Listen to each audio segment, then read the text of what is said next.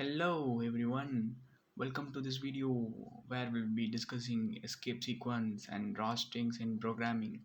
Let's start by taking a closer look at this program. Here we have a string, welcome to current quotes, and then we have a single quote. This is string is enclosed by single quotes. The program is that Python treats these single quotes as the end of the string, making this invalid. So how do we handle this problem? One solution is to use double quotes instead of single quotes when we want to write a special character inside the string, but it's generally recommended to use escape sequence whenever you want to escape certain characters, whether it's a single quote or a double quote. An escape sequence is a character preceded by a backslash, right? Like this single quote.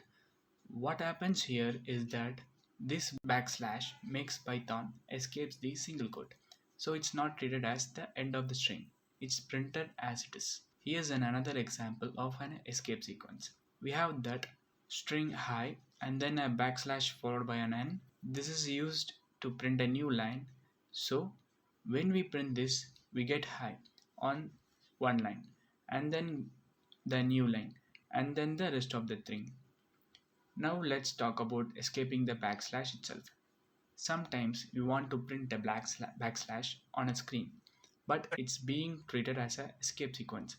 So we use two backslashes together. This forms an escape sequence and is used to escape a backslash, right? Let's now talk about raw strings in Python. Raw strings is a string that preserves all the escape sequence, so it's not treated as an escape sequence. It's just printed as it is. Here we have two variables, s1 and s2. S1 contains the path of the Python file and it's a Windows path. When we try to print s1, this backslash is fine because it doesn't form an escape sequence, but this backslash n is an escape sequence, so it's going to print in a new line. But when we use a raw string, we can preserve all the escape sequence so we don't get any errors.